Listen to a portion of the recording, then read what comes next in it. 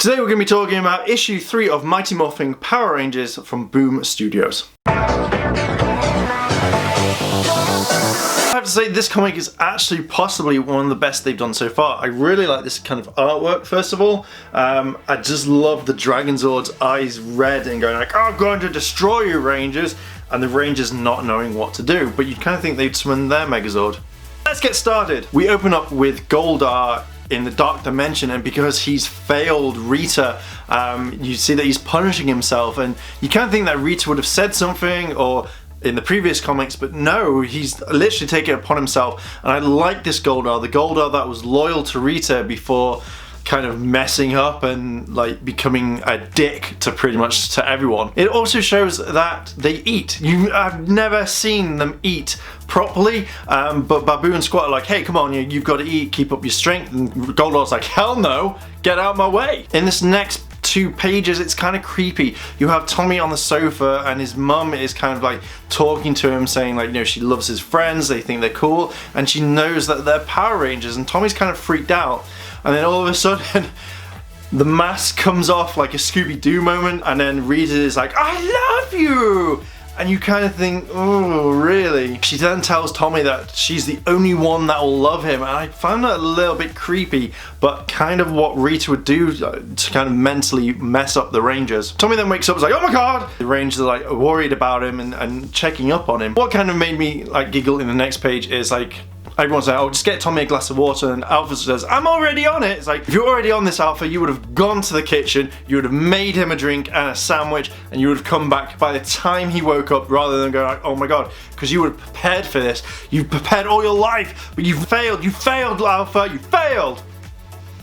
He failed. The Rangers are kind of asking him questions like, what's happened? Is it previously in the last comic where he was fighting putties and all of a sudden, like, you know, he hit his head, and Tommy's like, no, it's nothing to do with that. The Rangers are kind of wondering why. What's going on? You know, is it part of the fight previously? Is there something else? And Trini says, look, we're going to do a kind of like a scan on you and kind of like check it out. And in this little box, when Tommy is drinking his water, he just says he's breaking, and you know that this is going to lead into Rita. When I started reading this really kind of got me like, oh, this is amazing. Now we know what the crystal is going to be doing, but before that, before the grand reveal of what's going to happen, we have like Rita giving some information saying that she's not controlling him by a spell, but she still has a link to his powers, the powers that she gave him. We now find out that this crystal has kind of taken the chaos energy that is fueled when the Green Ranger fights, and it's like, this is really interesting. Scorpina beats herself up about it, saying, like, you know, you asked me to retrieve the power, the Dragon Dagger, everything, but he's like, no,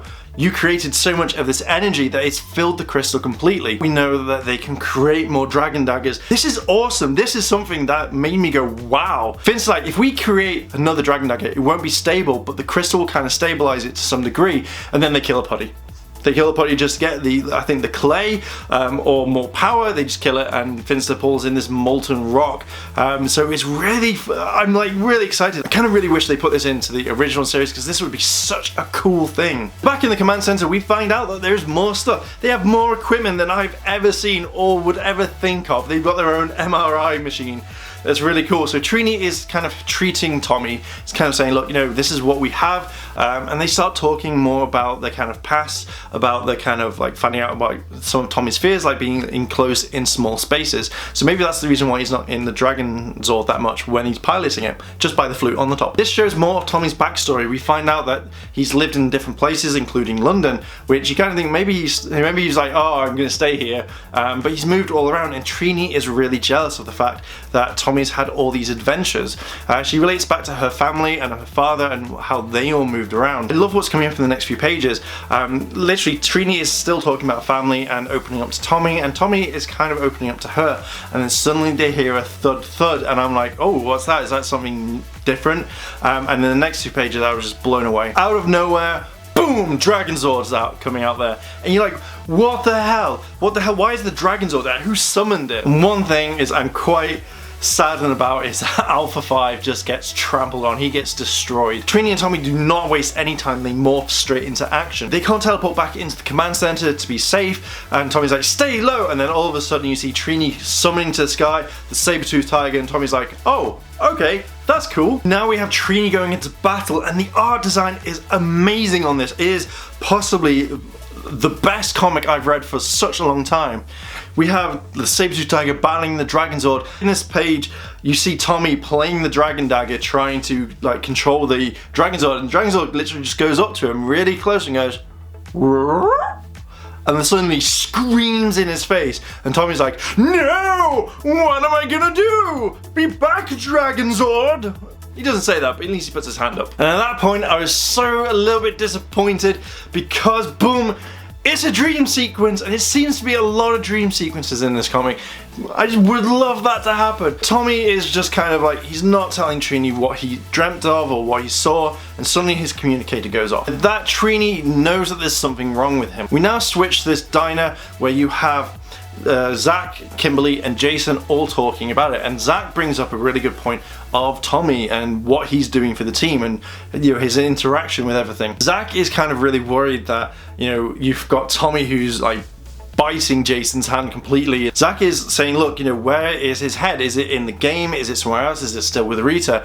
And you can tell that Kimberly's not going to like this. And Billy's there too. He's sorting out Tommy's communicator back to where it was previously after Scorpina destroyed it. They're saying that they want to help Tommy. They want to help him become a better person, be the person that they want. But until he admits help, they're not going to help him. They can't help him, in fact.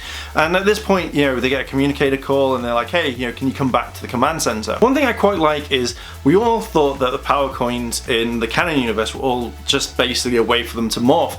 But in this universe, we're saying that no one knows about the Green Ranger powers. They don't know too much more until tests are made, but the energy is completely different and it's not tied into the morphing grid. So maybe it's kind of tied into something else. It uses the morphing grid, but maybe it uses the elements of evil, or Rita's magic powers are kind of all over the place. When you look at the scans of Jason, we see that the energy is all kind of normal and calm, but when it comes to Tommy's power, boom, it's all erratic and kind of everywhere. Tommy is opening up. He's telling the Rangers, hey look, we broke the spell, but Rita's been talking to me. I've been hallucinating on certain things, but she's mainly been in my ear talking about stuff, and that's the reason why I've been doing things. Zach now steps up and says, look, what does she say to you? You knew this was going on, so why didn't you tell us? Tommy relates to the goes like, look, I'm nothing.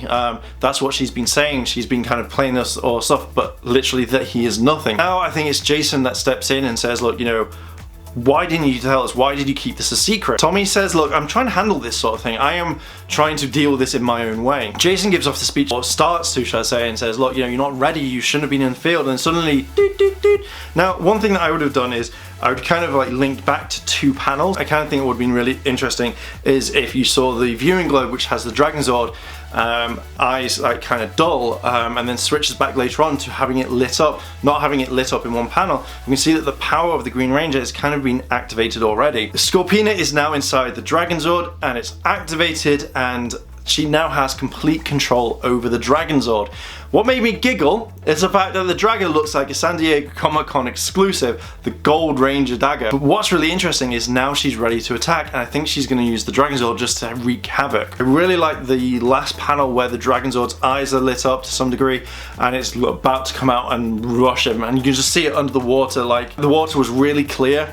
I just really like this. And then the next part, like the last two pages, are about Bulk and Skull, and then we go into like Power Rangers Pink, and then some more stuff at the end. I really like this. I really like the way that this comic is going.